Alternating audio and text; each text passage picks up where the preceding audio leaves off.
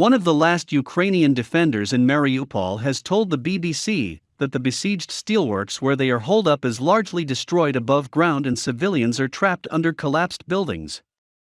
Speaking from the Azovstal plant, the last part of Mariupol not under Russian control, Sviatoslav Palomar from the controversial Azov regiment said defenders had repelled waves of Russian attacks.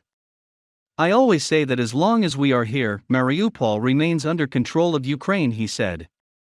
Earlier, President Vladimir Putin called off a planned Russian assault on the steelworks, a maze of tunnels and workshops, and ordered his troops to seal it off instead. "Block off this industrial area so that a flight cannot pass through," he said. Much of Mariupol has been destroyed in weeks of heavy Russian bombardment and intense street fighting. Taking the Sea of Azov port is a key Russian war aim and would release more troops to join a Russian offensive in the eastern Donbass region. Captain Palomar said the Russians had fired on the steel plant from warships and dropped bunker-busting bombs on it. The BBC has not been able to verify any of his account, but it tallies with testimony earlier this week from a Ukrainian Marine commander also in the steelworks, who said fighters were outnumbered and running out of supplies. All the buildings in the territory of Azovstal are practically destroyed. They drop heavy bombs, bunker-busting bombs, which cause huge destruction. "We have wounded and dead inside the bunkers. Some civilians remain trapped under the collapsed buildings," Captain Palomar said. The Azov regiment was originally a far-right neo-Nazi group that was later incorporated into Ukraine's National Guard. Its fighters, along with a Marine brigade, border guards and police officers, are the last Ukrainian defenders left in the city. When asked how many Ukrainian defenders remained in Mariupol, Captain Palomar answered simply enough to repel attacks. He said that civilians were in separate locations away from fighters.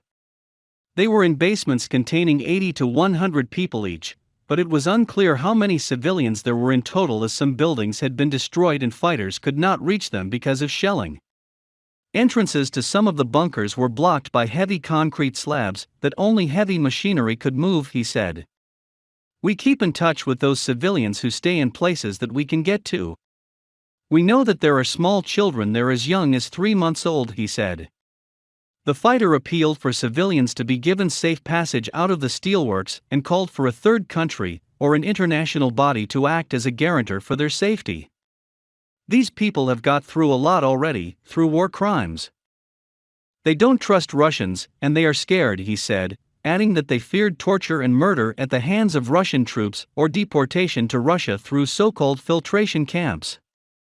Elderly civilians in the steelworks were in need of medicine, while there were also about 500 seriously wounded fighters who were not getting the care they needed, including major surgery such as amputations. "After 52 days of blockade and heavy fighting, we are running of medicines. And then we also keep unburied bodies of our fighters whom we need to bury with dignity in Ukraine-controlled territory," he said. Captain Palomar said Ukrainian defenders also wanted to secure their own evacuation if possible, but there could be no question of surrender. "As for surrender in exchange for the safe way out for civilians, I hope we all know whom we are dealing with. We definitely know that all guarantees, all statements of the Russian Federation are worth nothing." He said many of the defenders left in Azovstal came from Crimea, annexed by Russia in 2014, as well as the eastern Donetsk and Luhansk regions. He himself had been married there, and his child had been born there. "I witnessed how this city was developing.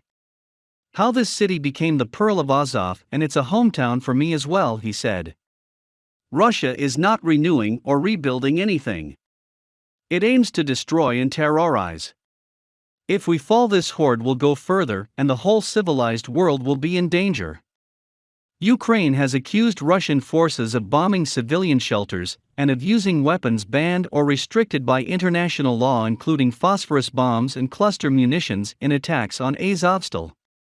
Ukraine as well as the US and UK have announced investigations into the possible use of chemical weapons in Mariupol, something Russia has denied. The BBC cannot independently confirm the allegations.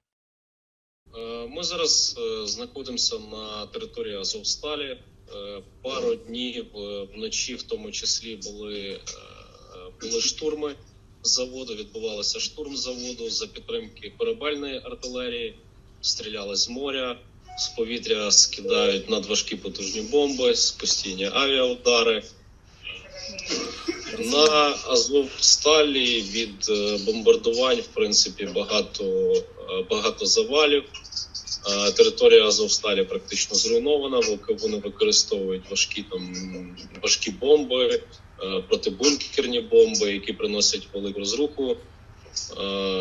Є поранені, є вбиті, цивільні знаходяться під завалами теж. Це приміщення підвальні, в яких там від 80 до 100 чоловік. Хоча я вам скажу, що ми не знаємо точної кількості, тому що є просто повністю знищені